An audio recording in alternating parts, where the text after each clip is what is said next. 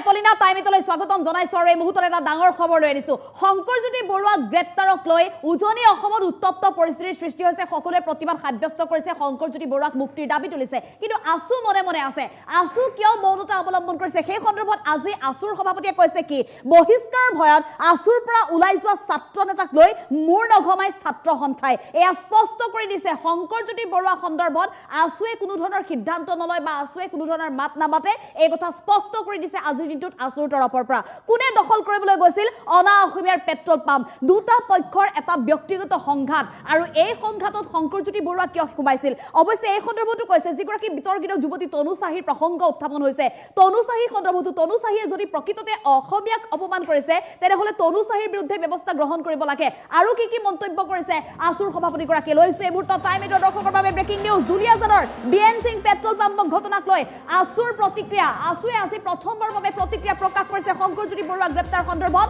দুলিয়াজানৰ petrol পাম্পৰ ঘটনা আছিল ব্যৱসায়িক সংঘাত আৰু এই ব্যৱসায়িক সংঘাতত সোমাইছিল শংকৰজ্যোতি বৰুৱা দুই বিহাৰী ব্যৱসায়ৰ পেট্ৰল পাম্পৰ সংঘাতত সদৌ অসম ছাত্ৰ সন্থাই মূৰ ঘমোৱাৰ কোনো কাৰণ নাই বুলি মন্তব্য কৰিছে এতিয়া আসুৱে সমগ্ৰ ঘটনাত অভিযুক্ত হোৱা শংকৰজ্যোতি বৰুৱাক নাম লৈ কৈছে এই কথা ছাত্ৰ সন্থাৰ এগৰাকী সদস্যক কুকাণ্ড কৰাক লৈ তেওঁ সদৌ অসম ছাত্ৰ সন্থা ত্যাগ কৰিছে বহিষ্কাৰ হোৱাৰ ভয়ত সদৌ অসম ছাত্ৰ সন্থা ত্যাগ কৰিছে ছাত্ৰ সন্থাৰ পৰা বহিষ্কাৰ হোৱাৰ ভয়ত ছাত্ৰ সন্থা ত্যাগ কৰিছিল শংকৰজ্যোতি বৰুৱাই আৰু এই সন্দৰ্ভত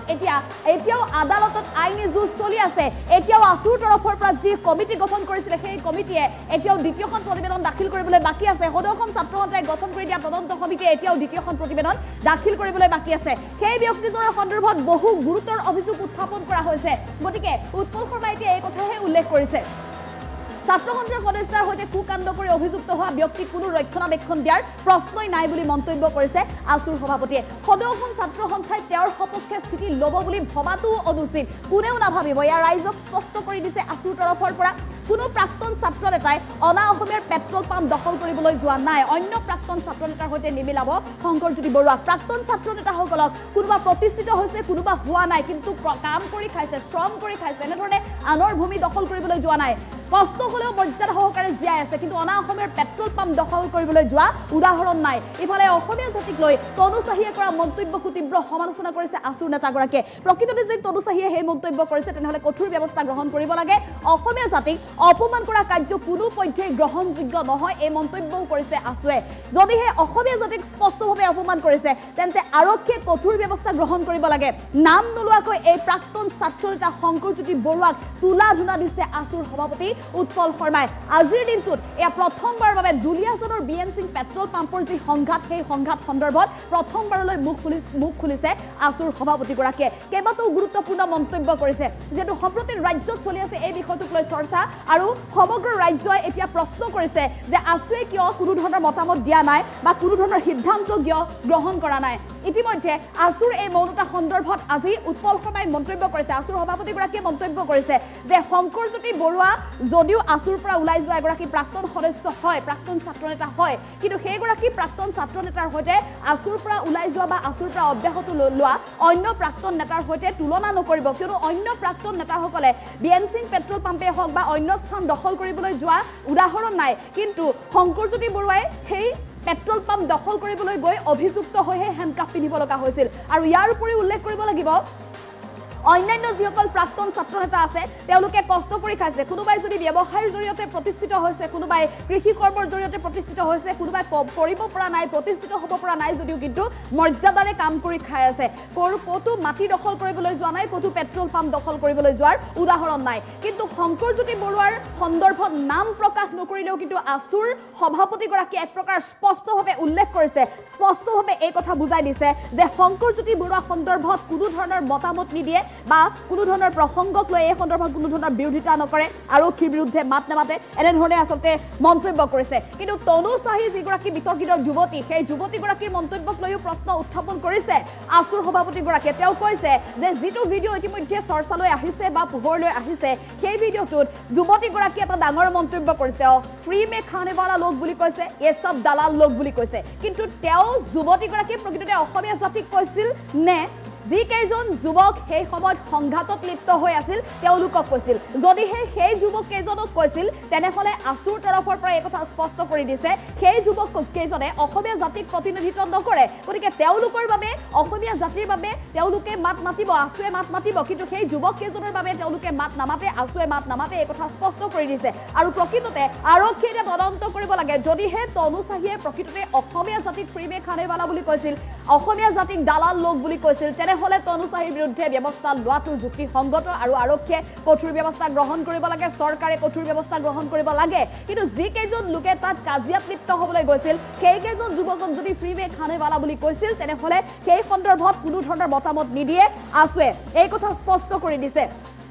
আসুৰ তৰফৰ পৰা কৈছে যে দুই বিহাৰী ব্যৱসায়ীৰ পেট্ৰল পাম্পৰ সংঘাতত সদৌ অসম ছাত্ৰ সন্থাই মূৰ নঘমাই দুই বিহাৰী ব্যৱসায়ীৰ মাজতহে এই পেট্ৰল পাম্পৰ সংঘাত হৈছিল পেট্ৰল পাম্পটোক লৈ সংঘাত হৈছিল দুয়োগৰাকী আছিল বিহাৰী ব্যৱসায়ী গতিকে অনা অসমীয়া দুই ব্যৱসায়ীৰ মাজতহে বিএন সিং পেট্ৰল পাম্পটোক লৈ সংঘাতৰ সৃষ্টি হৈছিল গতিকে এনে অৱস্থাত শংকৰজ্যোতি বৰুৱাই হওক বা যিকেইজন ব্যক্তিক ইতিমধ্যে আৰক্ষীয়ে গ্ৰেপ্তাৰ কৰি কাৰাগাৰলৈ প্ৰেৰণ কৰিছে আটাইকেইজন ব্যক্তিয়ে তাত সোমোৱাটো কোনো তাত জপিয়াই পৰাটো কোনো প্ৰয়োজনেই নাছিল গতিকে এনে অৱস্থাত আসুৱে কোনো কাৰণত মাত নামাতে আনৰ পেট্ৰল পাম্প দখল কৰিবলৈ যোৱা প্ৰাক্তন ছাত্ৰ নেতাৰ বাবে কোনো ধৰণৰ মাত নামাতে আসুৱে আৰু আটাইতকৈ ডাঙৰ কথা কৈছে শেহতীয়াকৈ সকলোৱে জানে সমগ্ৰ অসমবাসীয়ে জানে যে শংকৰজ্যোতি বৰুৱা এতিয়াও আদালতৰ দুৱাৰত টুকুৰিয়াই ফুৰিব লগা হৈছে কি কাৰণে টুকুৰিয়াই ফুৰিব লগা হৈছে সেই কথাও জানে কিয়নো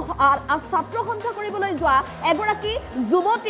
এগৰাকী যুৱতীক লৈ এটা ঘটনা সংঘটিত হৈছিল আৰু গুৰুতৰ অভিযোগ উত্থাপন হৈছিল শংকৰজ্যোতি বৰুৱাৰ বিৰুদ্ধে আৰু সেই অভিযোগ কি আছিল বিয়াৰ প্ৰলোভন প্ৰেমৰ প্ৰলোভন দি যুৱতীগৰাকীৰ সৈতে কুকাণ্ড কৰাৰ অভিযোগ উত্থাপন হৈছিল আৰু যুৱতীগৰাকীৰ সৈতে সেই সময়ত যি ঘটনা সংঘটিত হৈছিল তাৰ বাবে সদৌ অসম ছাত্ৰ সন্থাৰ তৰফৰ পৰা আচলতে বহিষ্কাৰ কৰিব লাগিছিল শংকৰজ্যোতি বৰুৱাক কিন্তু সদৌ অসম ছাত্ৰ সন্থাই বহিষ্কাৰ কৰিব বুলি ভয়তে নিজেই আসু ত্যাগ কৰিছিল শংকৰজ্যোতি বৰুৱাই গতিকে এনে ক্ষেত্ৰত সেইগৰাকী আসুৰ পৰা পলায়ন কৰা আৰু এগৰাকী ছাত্ৰীৰ সৈতে এই কুকাণ্ড সংঘটিত কৰা সমগ্ৰ আসুক লজ্জাত পেলোৱা এইগৰাকী ছাত্ৰ নেতাৰ বিৰুদ্ধে ছাত্ৰ নেতাৰ সন্দৰ্ভত ছাত্ৰ নেতাৰ সপক্ষে কোনো কাৰণত মূৰ নঘমাই সদৌ অসম ছাত্ৰ সন্থাই এই কথা স্পষ্ট কৰি দিছে এই সন্দৰ্ভত যেহেতু এতিয়াও আদালতত আইনী যুঁজ চলি আছে সদৌ অসম ছাত্ৰ সন্থাই গঠন কৰি দিয়া তদন্ত সমিতিয়ে এতিয়াও দ্বিতীয়খন প্ৰতিবেদন দাখিল কৰিবলৈ বাকী আছে সময় আছে এতিয়াও আদালতত পুনৰ কিন্তু সদৌ অসম ছাত্ৰ সন্থাই গঠন কৰি দিয়া তদন্ত সমিতিয়ে দ্বিতীয়খন প্ৰতিবেদন দাখিল কৰিব গতিকে এনে সময়ত এই ব্যক্তিজনৰ সন্দৰ্ভত যিসমূহ গুৰুতৰ অভিযোগ উত্থাপন কৰা হৈছে এই ক্ষেত্ৰত আসুৱে কেতিয়াও সমৰ্থন নকৰে তেওঁক এনে ধৰণৰ কুকাণ্ডৰ সৈতে জড়িত অভিযুক্ত হোৱা এগৰাকী ব্যক্তি কোনো কাৰণত আসুৱে ৰক্ষণাবেক্ষণ নিদিয়ে আৰু এই সন্দৰ্ভত আসুৰ সভাপতি উৎপল শৰ্মাৰ মন্তব্য আছে আমি মন্তব্য আগবঢ়াবলৈ চেষ্টা কৰিম এই কথা আপোনালোকে উল্লেখ কৰিছে তেখেত সদৌ অসম ছাত্ৰ সন্থাৰ এগৰাকী সদস্যাক বিয়াৰ প্ৰলোভনেৰে অভিযুক্ত হৈ ছাত্ৰ সন্থাৰ মজিয়াৰ পৰা বহিষ্কাৰ হোৱাৰ ভয়ত ছাত্ৰ সন্থাই এৰি যাব লগা হৈছিলে গতিকে ছাত্ৰ সন্থাৰ এগৰাকী সদস্যাক ছাত্ৰ সন্থাৰ সেই সদস্যগৰাকী এতিয়াও সংগঠনটোত আছে তেওঁ এতিয়াও আদালতৰ দুৱাৰ টুকুৰিয়াই আছে আদালতত আইনী যুঁজ চলি আছে এতিয়াও সদৌ অসম ছাত্ৰ সন্থাই সেই ঘটনাৰ সন্দৰ্ভতে গঠন কৰি দিয়া 10 জনীয়া তদন্ত সমিতিয়ে প্ৰথম প্ৰতিবেদন দাখিল কৰিছে দ্বিতীয়খন প্ৰতিবেদন দিবলৈ এতিয়াও বাকি আছে য'ত সেই ব্যক্তিগৰাকী সন্দৰ্ভত কেতবোৰ গুৰুতৰ অভিযোগ উত্থাপন কৰা হৈছে গতিকে ছাত্ৰ সন্থাৰ এগৰাকী সদস্যক বিয়াৰ প্ৰলোভনেৰে সৈতে যৌন শোষণ চলোৱাৰ অভিযোগত অভিযুক্ত এগৰাকী ব্যক্তিৰ সপক্ষে ছাত্ৰ সন্থাৰ স্থিতি থকাৰ কোনো প্ৰশ্নই আহিব নোৱাৰে আৰু সেই কাৰণে ছাত্ৰ সন্থাই তেখেতৰ সপক্ষে স্থিতি ল'ব বুলি আশা কৰাটো অনুচিত কাৰণ আমাৰ ঘৰৰ এগৰাকী ছোৱালী সেই ছাত্ৰীগৰাকীৰ মাকে কৰা ফোনটো সেই ছাত্ৰীগৰাকীৰ মাকে সময়ে সময়ে আমাৰ সৈতে পতা কথা বতৰাবিলাক আমাৰ মনত এতিয়াও বিধি থাকে যে মোৰ ছোৱালীজনীক আচু কৰিবলৈ পঠিয়াইছিলো তাইৰ লগত কিয় এনেকুৱা হ'বলৈ পালে তোমালোকে তাইক ন্যায় দিব নোৱাৰিলা সেই ছাত্ৰীগৰাকী আজিও ছাত্ৰ সন্থা কৰি আছে দেখিছো বহুতে ছাত্ৰ সন্থাৰ এই সন্দৰ্ভত এটা স্থিতি আশা কৰিছিলে কিন্তু নিজৰ ঘৰৰ এগৰাকী সদস্যাক তো এগৰাকী ব্যক্তিৰ সপক্ষে ছাত্ৰ সন্থাই স্থিতি লোৱাৰ কোনো প্ৰশ্নই আহিব নোৱাৰে এই সন্দৰ্ভত বহুজনে আমাক সমালোচনা কৰাও পৰিলক্ষিত হৈছে সামাজিক মাধ্যমত বিভিন্ন ধৰণৰ কথা বতৰা আলোচনা হৈছে সকলোৱে নিজে এবাৰ সেই কথাটো উপলব্ধি কৰিলেই হ'ল নিজৰ ঘৰৰ এগৰাকী যুৱতী নিজৰ পৰিয়ালৰ এগৰাকী সদস্যা আৰু কেৱল প্ৰেমৰ সম্পৰ্ক নহয় বিয়াৰ প্ৰলোভনেৰে সৈতে শোষণৰ অভিযোগত অভিযুক্ত তেনে প্ৰেক্ষাপটত সদৌ অসম ছাত্ৰ সন্থাই সেইগৰাকী অভিযুক্ত ব্যক্তিৰ প্ৰতি কোনো ধৰণৰ অনুকম্পা দেখুওৱা, কোনো ধৰণৰ স্থিতি প্ৰকাশ কৰাৰ কোনো প্ৰশ্নই থাকিব নোৱাৰে আৰু ছাত্ৰ সন্থাৰ পৰা সেইটো আশা নকৰিবলৈহে সকলোকে অনুৰোধ জনাইছো। সেই ছাত্ৰীগৰাকী যিদিনাখন হস্পিটেলত ভৰ্তি হৈছিলে, এগৰাকী ছাত্ৰ সন্থাৰ সদস্যা যেতিয়া সেই আপোনালোকে কৈ থকা যুৱকজনৰ প্ৰতাৰণাৰ বলি হৈ বিয়াৰ প্ৰলোভনেৰে কৰা শোষণৰ অভিযোগত সেই অভিযোগৰ বলি হৈ এগৰাকী যুৱতীয়ে হত্যা কৰিব লগা এটা পৰিৱেশৰ সৃষ্টি হৈছিলে, সেইগৰাকী যুৱতী এতিয়াও ছাত্ৰ সন্থাৰ সদস্যা। তেওঁ ন্যায় বিচাৰি আজিও ছাত্ৰ সন্থাৰ মজিয়াত মাত মাতি আছে, তেওঁ ন্যায় বিচাৰি আজিও আদালতৰ মজিয়ালৈ গৈ আছে, আজিও তেওঁ মানসিকভাৱে ভাঙি আছে। সদৌ অসম ছাত্ৰ সন্থাৰ সৈতে ছাত্ৰ সন্থাৰ প্ৰাক্তনসকলৰ সন্মান আৰু দায়বদ্ধতাৰ সম্পৰ্ক। আমি তেওঁলোকক সন্মান কৰোঁ, তেওঁলোকে মাতৃ সংগঠনটোক সন্মান কৰে, তেওঁলোক মাতৃ সংগঠনটোৰ প্ৰতি দায়বদ্ধ। আমিও অৰাজনৈতিকভাৱে মৰ্যাদা সহকাৰে জীৱন নিৰ্বাহ কৰি থকা প্ৰতিগৰাকী ছাত্ৰ সন্থাৰ প্ৰাক্তনৰ প্ৰতি আমাৰ সন্মান আছে, আমি তেওঁলোকৰ প্ৰতি দায়বদ্ধ। কিন্তু ছাত্ৰ সন্থাৰ মজিয়াত অতীজৰে পৰা এটা পৰম্পৰা চলি আছে যে ছাত্ৰ সন্থাৰ পৰা যদি কোনোবাই ছাত্ৰ সন্থাৰ অহিত কাম কৰি বহিষ্কৃত হয়, তেওঁলোকে ছাত্ৰ সন্থাৰ প্ৰাক্তন হিচাপে সেই মৰ্যাদাটো নাপায়। এই যিগৰাকী ব্যক্তি ছাত্ৰ সন্থাৰ এগৰাকী সদস্যাক শোষণৰ অভিযোগত অভিযুক্ত, তেওঁ বহিষ্কাৰ হোৱাৰ ভয়ত ছাত্ৰ সন্থা ত্যাগ কৰি গুচি যাবলগীয়া হৈছিলে। গতিকে মই সকলোকে অনুৰোধ কৰিম, ছাত্ৰ সন্থাৰ লাখ লাখ প্ৰাক্তন কৰ্মকৰ্তাক শোষণৰ অভিযোগত অভিযুক্ত হৈ বিয়াৰ প্ৰলোভনেৰে নিজৰ কামনা চৰিতাৰ্থ কৰাৰ অভিযোগত অভিযুক্ত হৈ ছাত্ৰ সন্থাৰ পৰা বহিষ্কাৰ হোৱাৰ ভয়ত ছাত্ৰ সন্থা এৰি গুচি যাবলগীয়া হোৱা এগৰাকী সদস্যৰ সৈতে তুলনা নকৰিবৰ কাৰণে মই সকলোকে অনুৰোধ কৰিম। ছাত্ৰ সন্থাৰ প্ৰাক্তনসকলে মৰ্যাদা সহকাৰে জীৱন নিৰ্বাহ কৰি আছে, কোনোবা খুব প্ৰতিষ্ঠিত হৈছে, কোনোবা প্ৰতিষ্ঠিত হ'ব পৰা নাই, দুবেলা দুসাঁজ কষ্টৰে খাই আছে, কিন্তু কোনো অনা অসমীয়া ব্যৱসায়ীৰ হৈ পেট্ৰল পাম্প দখল কৰিব গৈছে বুলি অভিযোগত আজিলৈকে কোনো প্ৰাক্তন ছাত্ৰ সন্থাৰ নেতা অভিযুক্ত হোৱা নাই। গতিকে প্ৰাক্তনসকলক তেখেতৰ সৈতে তুলনা কৰি একাকাৰ নকৰিবৰ কাৰণে সকলোকে অনুৰোধ জনাইছো। ছাত্ৰ সন্থাৰ পৰা মৰ্যাদা সহকাৰে বিদায় লোৱা আৰু সমাজত মৰ্যাদা সহকাৰে জীৱন ধাৰণ কৰি থকা ছাত্ৰ সন্থাৰ প্ৰতিগৰাকী প্ৰাক্তন কৰ্মকৰ্তাৰ প্ৰতি ছাত্ৰ সন্থাৰ সন্মান আছে, সমীহ আছে, ভালপোৱা আছে, দায়বদ্ধতা আছে। আমি কৈছোৱে সকলোৰে নিজস্ব অধিকাৰ আছে। ছাত্ৰ সন্থাৰ বৰ্তমান আমি নেতৃত্বত আছো। এগৰাকী ছাত্ৰ সন্থাৰ সদস্যা সেই ব্যক্তিগৰাকীৰ বিয়াৰ প্ৰলোভনেৰে শোষণৰ অভিযোগ তুলিছে, সেই অভিযোগৰ ভিত্তিত সেইগৰাকী ব্যক্তিয়ে ছাত্ৰ সন্থাৰ পৰা এক প্ৰকাৰ পলাই যাব লগা পৰিৱেশৰ সৃষ্টি হৈছিলে বহিষ্কাৰ হোৱাৰ ভয়ত। তেনে প্ৰেক্ষাপটত ছাত্ৰ সন্থাই তেখেতৰ হৈ স্থিতি লোৱাটো অনুচিত আৰু ছাত্ৰ সন্থাৰ পৰা সেইটো আশা নকৰিবলৈ সকলোকে অনুৰোধ জনাইছো। বাকী আন কাৰ কি স্থিতি আছে, এখন গণতান্ত্ৰিক দেশত সকলোৰে স্থিতি লোৱাৰ অধিকাৰ আছে। ছাত্ৰ সন্থাৰ সদস্যজন 10 মে'লৈকে ছাত্ৰ সন্থাৰ পৰা তেখেতে ভাৰ আঁতৰাই বেলেগ এগৰাকীক ভাৰপ্ৰাপ্ত হিচাপে দুলীয়াজান আঞ্চলিক ছাত্ৰ সন্থাৰ সভাপতি হিচাপে কাৰ্যনিৰ্বাহ কৰিবলৈ দি থৈছিলে। 10 মে'ৰ পিছত পৰৱৰ্তী পৰ্যায়ত আলাপ আলোচনাৰ মাজেৰে তেখেতক কাৰ্যভাৰ তেওঁ গ্ৰহণ কৰিব নে নকৰিব সেই সিদ্ধান্তটো লোৱাৰ কথা আছিলে। 10 মে'ৰ পিছত সেই ধৰণৰ কোনো সভা হোৱা নাই। এতিয়া আন এগৰাকী ব্যক্তিয়ে ভাৰপ্ৰাপ্ত সভাপতি হিচাপে দুলীয়াজান আঞ্চলিক ছাত্ৰ সন্থা পৰিচালনা কৰি আছে। তেখেতে ছাত্ৰ সন্থাৰ দায়িত্ব লৈ আৰু ঘূৰি অহাৰ সম্ভাৱনা কমেই আছে আৰু তেখেতক বৰঞ্চ